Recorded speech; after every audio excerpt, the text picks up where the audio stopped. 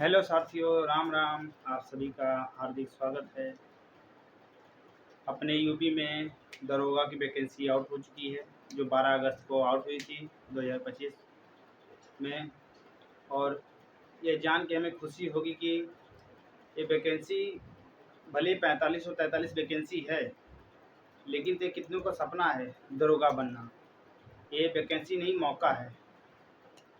इसे हमें चूकने नहीं देना है और हमें पूरी शिद्दत के साथ और पूरे पेशेंस के साथ और अपनी मेहनत को इस तरीके से डेवलप करना है कि हम फॉर्म से लेके एग्ज़ाम सेंटर और जो भी मेडिकल टेस्ट रनिंग होता है और डॉक्यूमेंट वेरिफिकेशन तक इतना बेहतर करें कि हमारे तन पे यह वर्दी सुशोभित हो, हमारे कंधे पे दो दो स्टार लगे और हमारे माँ बाप का सपना पूरा हो। इसी के साथ हम आपको आज यूपीएसआई की डिटेल देंगे। इसी के साथ हम अपना क्लास स्टार्ट करते हैं। आप लोग ध्यानपूर्वक इस क्लास को देखिएगा और लास्ट तक बने रहिएगा, आपसे मेरा ये रिक्वेस्ट है। पहले तो हम जानेंगे यूपीएसआई। यूपीएसआई तो नॉर्मली सभी लोग जानते हैं। पुलिस तो सभी को प्यारी होती है और बचपन से ही हमारा एक सपना होता है कि हम, कोई पूछता है क्या बनोगे, पुलिस। बाबू क्या बनोगे, पुलिस। हाँ, तब उसी के साथ सभी का सपना होता है। उसी के साथ हम जानेंगे ये UPSI Uttar Pradesh sub inspector दरोगा की पोस्ट है, जो 12 अगस्त 2025 को आउट हुई थी। और इसमें कुल पद की संख्या जो है 4543 इसमें पद है। 4543 में पद है। और विभाग के अनुसार इसमें सिविल पुलिस सब इंस्पेक्टर जिसकी पोस्ट 4242 है।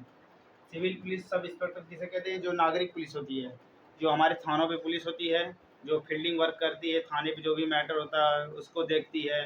किसी भी प्रकार की कोई प्रॉब्लम हुई, कोई प्रताड़ित व्यक्ति अगर पहुंचता है एफआईआर लिखवाने या अपने घटना को सुनाता है, तो उसी के लिए हमारे पुलिस होती हैं, जो सुरक्षा करे हम लोगों की और अपने कर्तव्यों का सही ढंग से पालन करे। वही सिविल पुलिस की पोस्ट है 4242। अब इसमें platoon commander PAC arm police क्या होती है, जिसकी पोस्ट 135 आई है। प्लाटून कमांडर जो होते हैं, जो वीआईपी सिक्योरिटी में लगाए जाते हैं, जो बड़े बड़े नेता होते हैं और हमारे जैसे कि सांसद विधायक हो गए, उनके सेवा में प्लाटून कमांडर दे दिए जाते हैं। और किसी भी बेस्ट सिक्योरिटी में प्लाटून कमांडर की आवश्यकता होती है, उसकी 135 वैकेंसी है। और स्पेशल सिक्योरिटी फोर्स, जिसे हम एसएसएफ के नाम से जानते हैं, इसमें एसआई की वैकेंसी 60 है। ये खासकर मेट्रो में लगाई जाती है सर। ये हमारे जहाँ मेट्रो है, हमारे वहाँ पे सिक्योरिटी लगाई जाती है एसएसएफ की। इसमें 60 पोस्ट हैं। और वुमेन बटालियन सब इंस्पेक्टर हैं। ये खासकर हमारे फीमेल जो भी हमारी बहन हैं, उन लोगों के लिए, हमारी दीदी बहन सभी, उन लोगों के लिए 106 वैकेंसीज हैं और ये आरक्षित हैं। और क्या है कि इसकी वैकेंसी 106 आई है। इसी के साथ ये हमारी टोटल वैकेंसी मिल के 4543 वैकेंसी होती है।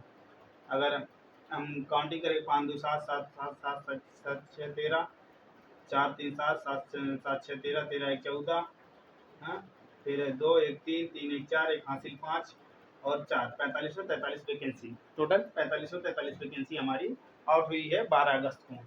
अब इसकी अधिसूचना, जिसे हम नोटिफिकेशन के नाम से जानते हैं, कि कोई भी कार्य शुरू करने से पहले हम नोटिस देते हैं, या कोई भी काम शुरू करने के लिए हम पहले उसका टाइम टेबल बनाते हैं कि हमें कब कौन सा काम शुरू करना चाहिए। इसी के साथ हमारे यूपी पीआरबी जो लखनऊ है, उसी के साथ वो नोटिफिकेशन जारी की थी 12 अगस्त 2025। उन्होंने जारी कर दिया कि 12 अगस्त 2025 से हमारे जो यूपीएसआई के फॉर्म फिलअप होना स्टार्ट हो जाएंगे। और उसी के साथ जारी करने वाली संस्था कौन सी है? UP PRB Lucknow.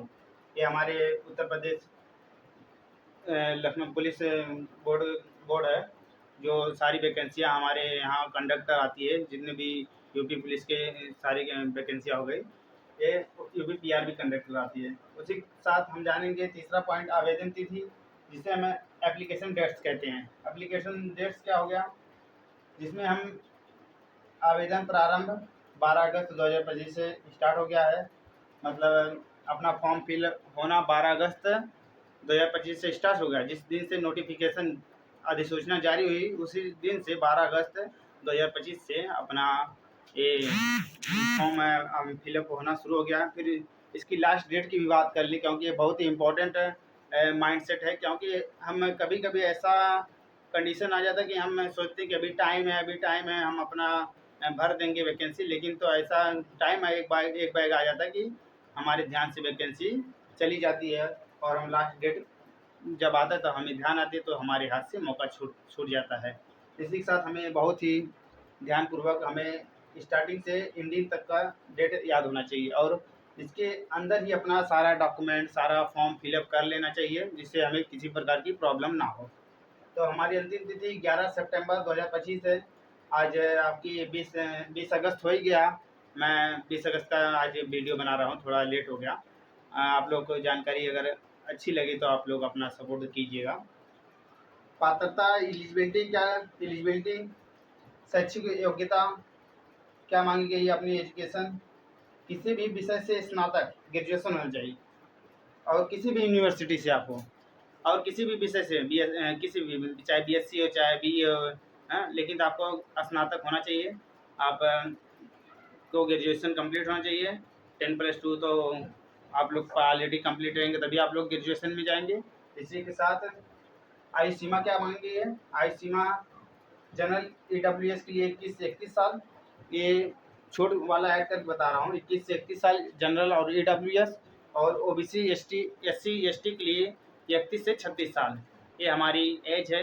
और हमें बहुत ही अच्छा मौका मिला है इस वैकेंसी में अपना 100% देने का, और हम उम्मीद करेंगे कि आप लोग बहुत ही बेहतर करेंगे और अपने कंधों पे 2-2 स्टार लगाएंगे। फिर इसमें डॉक्यूमेंट की बात करें तो 10वीं 12वीं के सभी डॉक्यूमेंट, जिसमें अपनी मार्कशीट हो गई, सर्टिफिकेट हो गया, अगर आपके पास है तो दोनों आप ऐड कर सकते हैं। और पहचान पत्र के लिए आपका आधार कार्ड, वोटर ID और कोई भी गवर्नमेंट ID आपके पास होनी चाहिए। मैं सीरियस में देखें तो आधार कार्ड ज़्यादा अपना मान्य होता है। आधार कार्ड आप ज़रूर सारे डॉक्यूमेंट आप क्लियर और कलेक्ट करके रखे रहेंगे, और फॉर्म बहुत ही टाइम से आप फिलअप कर देंगे, जिससे कि आपको किसी प्रकार की प्रॉब्लम ना हो। और जाति निवास EWS सर्टिफिकेट यदि लागू हो, हम लोग अपना अपना क्या है कि हमें डॉक्यूमेंट के प्रति थोड़ी भी लापरवाही नहीं करनी है। हमें अपना सारा डॉक्यूमेंट क्या क्लियर करके रखना है, चाहे लगे या ना लगे। अगर लग भी गया तो हमारा भाग्य, अगर ना लगे तो कोई दिक्कत नहीं है। एक पेज होता है, उसे कहीं भी हम सूटकेस में बंद करके रख सकते हैं, अपने कॉपी के पेज में डाल के रख सकते हैं। लेकिन एक छोटी सी भूल, हमारे 2021 में वैकेंसी आई थी, 2025 4 साल में वैकेंसी आई, वैसे भी वैकेंसी बहुत ही लेट आती हैं, और छोटी सी भूल हमें बहुत ही मतलब तकलीफ दे सकती है। इसलिए हमें जो भी डॉक्यूमेंट है आप सारे नोटिस बहुत ही ध्यान से पढ़िएगा, और सारे डॉक्यूमेंट अपना कलेक्ट कीजिएगा, और अपना जो भी UPSI में फॉर्म अच्छे से फिल कीजिएगा। यहाँ पर जाति निवास EWS सर्टिफिकेट यदि लागू है, और फोटो और सिग्नेचर आप लोग अपना फ़ोटो करंट में निकलवा लीजिएगा। 6 कॉपी निकलती है, 30 से 35 पेज निकलती है, कहीं 50 पेज लग जाते हैं सिटी एरियाज में। और सिग्नेचर नॉर्मली अपना करके हस्ताक्षर रहेगा, डिजिटल वाला हो तो स्कैन कर लेंगे। जहाँ से आप जिस भी CSC सेंटर से आप लोग फॉर्म अप्लाई करेंगे तो वो आपको बताएगा। फिर चयन प्रक्रिया की बात करते हैं, कैसे कैसे क्या क्या प्रोसेस होता है, हमारा सिलेक्शन कैसे होता है, किस तरीके से हमारा सिलेक्शन होता है। पहले तो हमारा लिखित परीक्षा होगा, रिटन एग्ज़ाम जिसे हम कहते हैं। सभी को फॉर्म भरने के बाद ये जानने की बहुत ही उत्सुकता होती है कि हमारा एग्ज़ाम कब है। लेकिन तो हमें एग्ज़ाम को ना ध्यान दे के हमें अपने सिलेबस को पूरी अच्छी तरह कंप्लीट करना है, और हमें जितना भी हो मॉक टेस्ट लगाएं और रिवीजन करें, जितना भी हो हम हार्ड वर्क करें। इस टाइम हम जितना भी टाइम दे सकेंगे उतना दें। इस टाइम थोड़ा रिलेशनशिप से, थोड़ा जर्नी टिप्स है, इन सब से थोड़ा दूर रहें, और अपनी पढ़ाई को बहुत ही बेहतर तरीके से करिए, क्योंकि ये मौका हाथ से छूटना ना पाए। 45 से 43 वैकेंसी शायद चलेगी, लेकिन तो ये हाथ से जानी नहीं चाहिए। इसके बाद शारीरिक दक्षता की बात करें, फिजिकल इफिशियंसी टेस्ट, जिसको हम शॉर्ट में कहते हैं पेट। ये पेट जो फिजिकल इफिशिएंसी टेस्ट होता है, शारीरिक दक्षता, इसमें आपके पूरे बॉडी की टेस्ट होगा। आपका आँख चेक किया जाएगा, आपका कान चेक किया जाएगा, आपका चेस्ट चेक किया जाएगा, आपका नौकनी प्रॉब्लम चेक की जाएगी, आपकी हाइट चेक की जाएगी, आपका रनिंग स्टेटस चेक किया जाएगा। ये सब शारीरिक दक्षता में होता है। अब दस्तावेज सत्यापन, डॉक्यूमेंट वेरिफिकेशन। डॉक्यूमेंट वेरिफिकेशन में क्या होता है, वही सारी चीज़ें मैंने आपको बताया ना। आप लोग बहुत ही सतर्कता से के साथ आप लोग अपना डॉक्यूमेंट बहुत ही बेहतरीन तरीके से साथ जो भी डॉक्यूमेंट है आप कलेक्ट करके इकट्ठा कर लीजिएगा, कि ना हो कि वैकेंसी हमने फॉर्म अप्लाई कर दिया, पेपर हमने निकाल दिया, अब डॉक्यूमेंट वेरिफिकेशन की बात आए उसमें हम छट गए। ऐसा कतई नहीं होना चाहिए। आप लोग इन सभी बातों को लेकर सीरियस रहिएगा, और जितनी जितनी कोशिश हो आप लोग बहुत ही अच्छे से अपना सारा कलेक्शन कर लीजिएगा। ये हमारी स्वयं की जिम्मेदारी है। हम आपको गाइड कर सकते हैं, आप हमको गाइड कर सकते हैं, लेकिन हमें क्या करना है वो अपने हम माइंड से करेंगे। इसलिए आप लोगों से विनती, हमारी रिक्वेस्ट है, आप लोग अपना सारा जो भी डॉक्यूमेंट आप लोग अपना क्लियर करके रखिएगा, जिससे आपको किसी प्रकार की समस्या ना हो, और भगवान करे आप लोग सेलेक्ट जरूर हो। इसके बाद क्या होता है, दस्तावेज सत्यापन हो गया। मेडिकल टेस्ट की बात आती है। मेडिकल टेस्ट में भी वही सारी चीज़ें होती हैं जो अभी मैंने बताया, कि आँख चेक होता है, कान चेक होता है, नाक चेक होता है, आपके टिक चेक होते हैं, आपके चेस्ट की लंबाई चौड़ाई चेक होती है, एटीसी। इतना आपको सारी बातें समझ में आई। एक बार आई तो आप लोग कमेंट बॉक्स में यस लिखिएगा, और आपकी तरफ से मेरे लिए कोई सलाह हो तो आप ज़रूर दीजिएगा, जिससे मैं उसके अंदर सुधार कर सकूं, और अच्छे से अच्छे वीडियो बनाकर आपको मतलब आपको आपके समक्ष प्रस्तुत कर सकूं, और आप सबकी जितनी भी जॉब है गवर्नमेंट की आपको तत्काल आपको प्रोवाइड करा सकूं। इसी के साथ परीक्षा पैटर्न की बात करें तो परीक्षा पैटर्न बहुत ही मायने रखता है। इसमें पहली बात है समान हिंदी मतलब जनरल हिंदी के 40 क्वेश्चन आते हैं, तो कुल नंबर 100 होते हैं। और मूल विधि संविधान सामान्य ज्ञान की 40 क्वेश्चन आते हैं, जिसके कुल नंबर 100 होते हैं। संख्यात्मक मानसिक योग्यता, जिसको हम मैथ्स के नाम से जानते हैं, इसके भी 40 क्वेश्चन होते हैं, और 100 नंबर के मार्क्स आते हैं।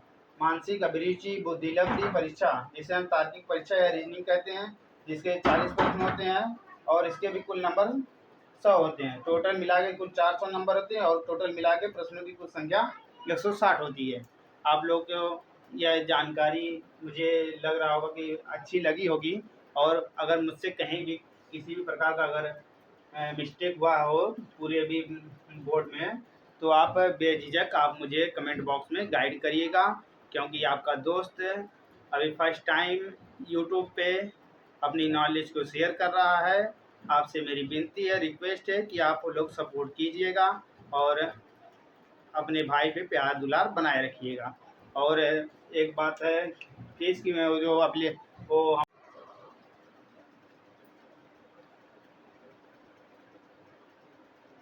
है, हम लोग 6 पॉइंट तक आप लोगों को बता चुके थे कैसे क्या क्या प्रोसेस होता है। उसमें से हमने कुछ पॉइंट छोड़ा था, क्योंकि वाइट बोर्ड पे सारी चीज़ें एक ही साथ नहीं आ रही थी, इसलिए मैंने थोड़ा टाइम लिया आपसे, और मैंने फिर से 7वें पॉइंट से, और ये 7वां पॉइंट तो बहुत ही इम्पोर्टेंट है। आप लोग बहुत ही ध्यान से सुनिएगा। 7वां पॉइंट क्या कहता है, preference qualification not mandatory, passing the O level computer examination, ये मिनिमम आपको years of the service in the territorial army. और तीसरा पॉइंट ये B certificate from the national cadet corps NCC.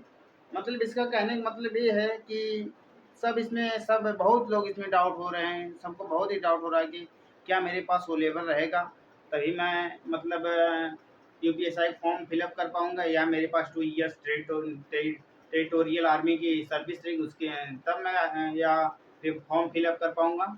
ऐसी कोई बात नहीं है। आपके पास एनसीसी है तो भी कोई बात नहीं है, नहीं है तो भी कोई बात नहीं। ये वहाँ पे काम आएगा जब मानिए आपकी 45 45 वैकेंसी है, उसी में से मान लीजिए 4542 वैकेंसी आप लोग फिक्स हो गया कि इतने बच्चों को हमें सेलेक्ट करना है, उसमें से एक बचा, एक वैकेंसी बची, अब उसी में दो हुए, दो हुए, तो दो लोग हुए, तो उसमें की एक की योग्यता देखी जाएगी। अगर किसी ये ब्लू वाले के पास अगर ये तीनों चीज़ें हैं तो इसको सेलेक्ट कर लिया जाएगा, या तीनों में से कोई एक भी है तो इसे सेलेक्ट कर लिया जाएगा। अगर व्हाइट वाले के पास तीनों में से कोई नहीं है तो इसे रिजेक्ट कर दिया जाएगा, इसलिए ये उस टाइम काम आएगा। ये नॉर्मली बात है, इसमें आप घबराएंगे नहीं, आप फॉर्म फिल कर सकते हैं, कोई दिक्कत वाली बात नहीं है। ये तब काम आएगा जब दो लोग रहेंगे उसमें, जैसे कि किसी के पास अगर वो लेवल है, सामने वाले के पास वो लेवल नहीं है, और उसमें क्या अपना भाग्य बहुत ही बड़ा काम करेगा कि उस टाइम बहुत ही दिक्कत होगी कि अगर कि हमारे पास अगर ये सर्टिफिकेट होता तो हम शायद यूपीएसआई हो जाते। उस टाइम हमारी आंखों में आंसू नहीं, हमारे आंखों में वो जलधारा रहेगी, हमारे आंखों में वो उदासी रहेगी, लेकिन भगवान सबका भला करें, डोंट वरी, इसमें कोई परेशान होने वाली बात नहीं, आप लोग फॉर्म फिलअप कर सकते हैं। इसके बाद आता है 8वां point, physical standard test PST.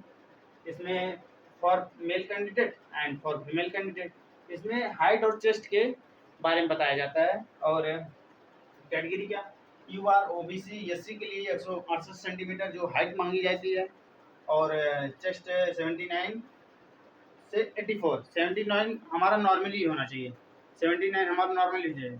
जब हम ऐसा करें तो हमारा 5 सेंटीमीटर चेस्ट फूलना चाहिए, तब हमारा 84 होगा। ऐसे ही एसटी के लिए 160 सेंटीमीटर हाइट होनी चाहिए, और 77 टू 82 हमारी चेस्ट होनी चाहिए।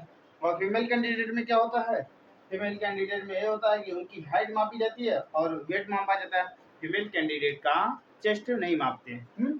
तो इसमें नॉर्मली बात यह है, यू आर ओबीसी एससी के लिए 152 सेंटीमीटर फीमेल कैंडिडेट के लिए, और उनका वेट नॉर्मली 40 केजी, और एसटी के लिए 147 सेंटीमीटर वेट 40 केजी। ये आपको बातें सारी समझ में आई होंगी, मुझे आशा है। और फिर टेट फिजिकल एफिशिएंसी टेस्ट जो हमने आपको बताया कि इसमें नोज ईयर टीथ एंड नोक ये सब चेक होते हैं, उसके लिए सॉरी वो मेडिकल टेस्ट में होता है। फिजिकल एफिशिएंसी टेस्ट जो पेट होता है, इसमें आपकी रनिंग स्टेटस चेक किया जाता है। मैंने उसमें रनिंग स्टेटस बताया, लेकिन तो उसमें थोड़ा 2-4 वर्ड ऐड कर दिया था, उसके लिए सॉरी चाहता हूँ मैं आपसे। और इसमें मेल कैंडिडेट क्या है, मेल कैंडिडेट रेस डिस्टेंस मतलब जो हमारी दौड़ की दूरी रहेगी 4.8 किलोमीटर, और टाइम ड्यूरेशन का मतलब होता है कि समय अवधि, कि हमें 28 मिनट में 4.8 किलोमीटर की रनिंग पूरी कर लेनी है, और 28-29 गए तुरंत बाहर। फीमेल क्या है, टाइम रेस डिस्टेंस 2.4 किलोमीटर, और इनकी जो टाइम ड्यूरेशन है 16 मिनट, फीमेल के लिए 16 मिनट, 2.4 डिस्टेंस रहेगी जो रेस की रहेगी उसको, जिससे कि सबको अपनी समय अवधि के अंतर अपने जो रेस का जो रहेगा उसको आपको कंप्लीट कर लेना है, कि नहीं आराम आराम से चलें हाथी की चाल, और वहाँ पे हम बाहर हो सकते हैं। इसलिए हमें पढ़ाई के साथ साथ थोड़ा फिजिकल मतलब हेल्थ की पूरी ध्यान देना चाहिए, और हमें रनिंग भी थोड़ा थोड़ा करना चाहिए। अभी इस टाइम आप लोग स्वयं पढ़ाई पे सिर्फ पढ़ाई पे ध्यान दीजिए, और उसके साथ थोड़ा मॉर्निंग वॉक कर लिए करिए, उसमें कोई दिक्कत नहीं है। उसके बाद टाइम ड्यूरेशन, जैसे अपना एग्जाम का 2 घंटे होता है, वैसे टाइम ड्यूरेशन हमारा इसका भी होता है रेस के लिए। और लास्ट में मैं आपको से यही बात कहना चाहूँगा कि जो हमारी एप्लीकेशन फीस है APPLICAPION, हमारी एप्लीकेशन फीस जो ओबीसी जनरल और EWS के लिए 500 रुपये है, और एससी दिख रहा है बराबर, SC/ST के लिए 400 रुपये। ये ऑनलाइन फीस आपको देनी पड़ेगी, चाहे आप डेबिट कार्ड के थ्रू दें, चाहे आप कैश दें। आप अगर सीएससी सेंटर से भरवा रहे हैं तो भी वो सीएससी सेंटर वाला सारा काम करेगा। यदि आप स्वयं भरते हैं तो आप अपने हिसाब से मैनेज कर लीजिएगा। इसी के साथ अगर कोई भी डाउट हो तो आप कमेंट बॉक्स में पूछ सकते हैं, और अपनी कोई भी सलाह आप हमें दे सकते हैं। और हमारा इंफॉर्मेशन आपको अच्छा लगे तो आप सपोर्ट कीजिए, लाइक कीजिए, और अपना प्यार दुलार इस छोटे भाई के ऊपर बनाए रखिए। और आप खूब मेहनत से पढ़ाई कीजिए, और इस खाकी वर्दी को जो आपने सोचा है उसे हासिल कीजिए, और अपने गांव समाज में अपना एक रुतबा बनाइए, अपना एक स्टेटस बनाइए, और डबल स्टार लगाइए। और अपने जो जो सिलेक्ट हो जाएं अपने नित्य कार्यों को और अपने कर्तव्य को भूले ना, अपने गुरुजनों का आदर सम्मान करें। और आपको कोई भी मतलब जो भी गवर्नमेंट से रिलेटेड जॉब आएंगी, वैकेंसीज आएंगी, आपको मिशन सिलेक्शन 24/7 पे टाइम टू टाइम अपडेट आपको मिलती रहेगी। और आपसे यह रिक्वेस्ट है कि आप सब्सक्राइब कीजिए और बेल आइकन को दबा करके, जिससे कि हम कोई भी वीडियो बनाएं आपके इधर तुरंत नोटिफिकेशन जाए, और आप उसको सीरियसली अपने जीवन में संग्रहित करें, और उससे कुछ सीखें। और सीखेंगे तभी आगे बढ़ेंगे और दूसरों को सिखाएंगे। ऐसा नहीं है कि हम स्वयं जो करेंगे हम खुद ही जो हैं हम खुद हैं, लेकिन ऐसा नहीं। हमें अपने साथ साथ दूसरों का भी भला सोचना चाहिए कि अगर हम यहाँ पे आए हैं तो हमारे माँ बाप ने हमारे लिए कितनी परेशानियाँ उठाई, कैसे कैसे हमारे लिए फीस कलेक्ट किए हैं, कैसे कैसे हमको पढ़ने के लिए दिए हैं। हमें सारी चीज़ें अपने माइंड में ध्यान रख के अपनी पढ़ाई को बहुत ही आसान तरीके से करना होगा। और आप लोगों से विनती है कि आप मिशन सिलेक्शन के साथ जुड़े रहिए, और अपनी तैयारी को बेहतर बनाइए, और अपने भविष्य में ऊंचाइयों को छूइए। और इसी के साथ धन्यवाद। जय हिंद, जय भारत।